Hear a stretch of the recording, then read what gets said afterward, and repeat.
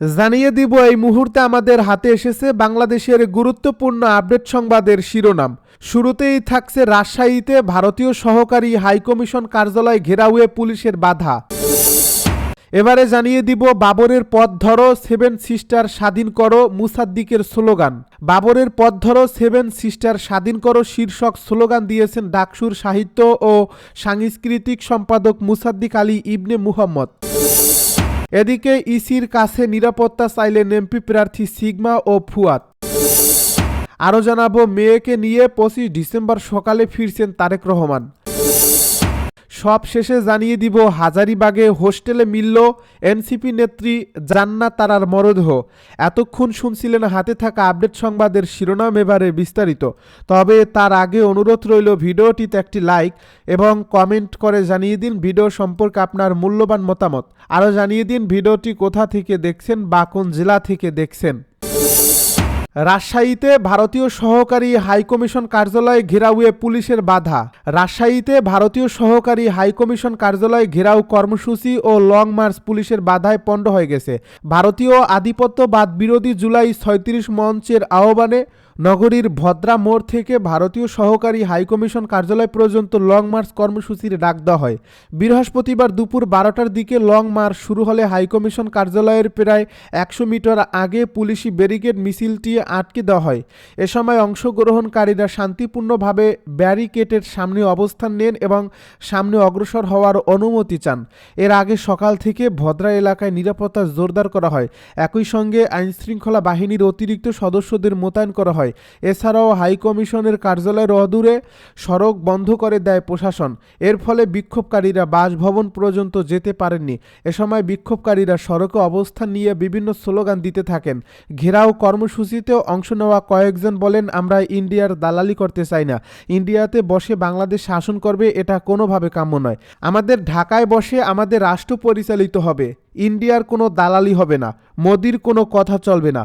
আমাদের স্বাধীন রাষ্ট্র আমরা পরিচালনা করব, কোনো দালালের হাতে পরিচালিত হতে হবে না, কোনো দালালের হাতে পরিচালিত হতে দেব না। এ সময় প্রায় 15 মিনিট অপেক্ষার পরও অনুমতি না পাওয়ায় তারা জোরপূর্বক হাইকমিশনের দিকে অগ্রসর হওয়ার চেষ্টা করেন।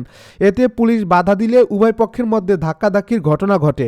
এই ঘটনার পর অংশগ্রহণকারীরা ব্যারিকেডের সামনে বসে অবস্থান কর্মসূচি পালন করেন। প্রায় 1 ঘন্টারও বেশি সময়ে তারা সেখানে অবস্থান করলেও আইনশৃঙ্খলা রক্ষাকারী বাহিনী কোনোভাবেই হাইকমিশন সংলগ্ন সড়কে কাউকে প্রবেশ করতে দেয়নি। এদিকে পরিস্থিতি নিয়ন্ত্রণে এলাকায় অতিরিক্ত পুলিশ মোতায়েন করা হয়। তবে শেষ পর্যন্ত লং মার্চ ও ঘেরাও কর্মসূচি সফলভাবে সম্পন্ন করা সম্ভব হয়নি। এ বিষয়ে রাজশাহী মহানগর পুলিশের অতিরিক্ত কমিশনার নাসির ফরহাদ জানান, কয়েকজন ভারতীয় সহকারী হাইকমিশনের দপ্তর ঘেরাও করতে যায়, তবে পুলিশ তাদের সেটা করতে দেয়নি। বাবরের পথ ধরো 7 সিস্টার স্বাধীন করো মুসাদ্দিকের স্লোগান। বাবরের পথ ধরো 7 সিস্টার স্বাধীন করো শীর্ষক স্লোগান দিয়েছেন ডাকসুর সাহিত্য ও সাংস্কৃতিক সম্পাদক মুসাদ্দিক আলী ইবনে মোহাম্মদ। আজ বুধবার জুলাই ঐক্য নামে একটি প্ল্যাটফর্মের Dhaka march to Indian high commission কর্মসূচিতে এ স্লোগান দেন তিনি। জানা যায়, আজ বুধবার বিকেলে লং মার্চ নিয়ে ইন্ডিয়ান হাই কমিশন অভিমুখে যাত্রা শুরু করলে বাড্ডা এলাকায় পুলিশের বাধার মুখে পড়ে জুলাই ঐক্য।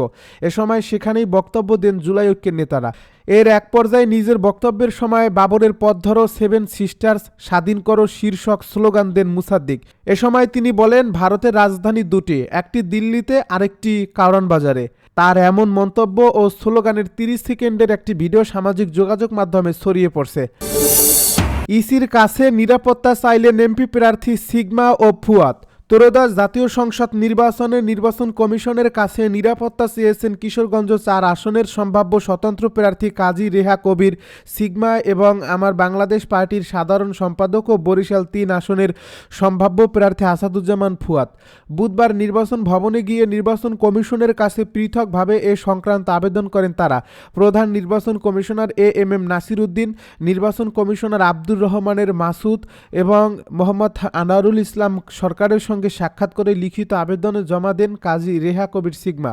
কাজী রেহা কবির সিগমা আবেদনে কিশোরগঞ্জ ৪ আসনে স্বতন্ত্র প্রার্থী হওয়ার প্রত্যয় ঘোষণা করে তিনি নির্বাচনী এলাকায় গণসংযোগ শুরু করছেন এবং এরই মধ্যে ব্যাপক জনসমর্থন পেয়েছেন বলে উল্লেখ করেছেন।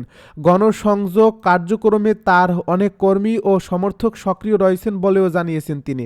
আইনানুগ গণসংযোগ কার্যক্রমে ভীতি সৃষ্টি ও বাধা দেওয়ার উদ্দেশ্যে কিশোরগঞ্জ জেলার অষ্টগ্রাম থানার পুলিশ ন্যাক্কারজনকভাবে তৎপরতা চালাচ্ছে বলে অভিযোগ জানিয়ে তিনি জানান, ১৬ ডিসেম্বর দিবাগত রাত আনুমানিক ১টার দিকে তার এক নিরপরাধ কর্মীকে গ্রেপ্তার করে ভুয়া মামলায় কিশোরগঞ্জ আদালতে পাঠানো হয়েছে।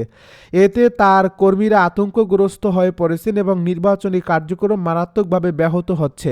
গ্রেপ্তার মোহাম্মদ কিয়ামত আলী, একজন নিরীহ ও জনপ্রিয় ব্যক্তি উল্লেখ করে সিগমা বলেন, তার বিরুদ্ধে আগে কোনো মামলা বা অভিযোগ ছিল না। তাকে ২০২৪ সালের ৯ নভেম্বর দায়ের করা একটি মামলায় আসামি দেখানো হয়েছে, যা সম্পূর্ণ মিথ্যা ও বানোয়াট।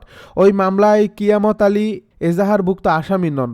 অষ্টগ্রাম থানার খুব কাছাকাছি বসবাস করলেও গত ১ বছরে পুলিশ কখনো তার খোঁজ নেয়নি। এতে স্পষ্ট বোঝা যায় শুধু তার কর্মীদের মধ্যে ভীতি সৃষ্টির উদ্দেশ্যেই এ ধরনের পদক্ষেপ নেওয়া হয়েছে। বিষয়টি তদন্ত করে অবিলম্বে দায়ী ব্যক্তিদের বিরুদ্ধে আইনানুগ ব্যবস্থা গ্রহণ এবং আসন্ন নির্বাচন সুষ্ঠু ও প্রশ্নাতীত করতে প্রয়োজনীয় পদক্ষেপ নেওয়ার জন্য সিএসির হস্তক্ষেপ কামনা করেন তিনি। এদিকে আমার বাংলাদেশ পার্টির সাধারণ সম্পাদক আসাদুজ্জামান ফুয়াদ, নির্বাচন commissioner brigadier general Abul Fazal Mohammad Sanaullah এবং ইসির সিনিয়র সচিব আক্তার আহমেদের সঙ্গে সাক্ষাৎ করে নিরাপত্তা সংক্রান্ত বিষয়টি তুলে ধরেন। মেয়েকে নিয়ে ২৫ ডিসেম্বর সকালে ফিরছেন তারেক রহমান। আগামী ২৫ ডিসেম্বর দেশে ফিরছেন বিএনপির ভারপ্রাপ্ত চেয়ারম্যান তারেক রহমান। ওই দিন সকাল ১০টার পর তারেক রহমানকে বহনকারী বিমান ঢাকায় অবতরণ করবে বলে বিএনপি চেয়ারপারসনের একান্ত সচিব আব্দুস সত্তার বিবিসি বাংলাকে নিশ্চিত করেছেন। লন্ডন থেকে সিলেট হয়ে তিনি ঢাকায় আসবেন বলেও জানান আব্দুস সত্তার। তিনি জানান, বিএনপির ভারপ্রাপ্ত চেয়ারম্যান তারেক রহমান তার মেয়ে জাইমা রহমানকে সঙ্গে নিয়ে আসবেন। গত ১২ ডিসেম্বর রাতে এক সংবাদ সম্মেলনে বিএনপির মহাসচিব মির্জা ফখরুল ইসলাম আলমগীর জানান, সবকিছু ঠিক থাকলে আগামী ২৫ ডিসেম্বর বাংলাদেশে ফিরবেন তারেক রহমান।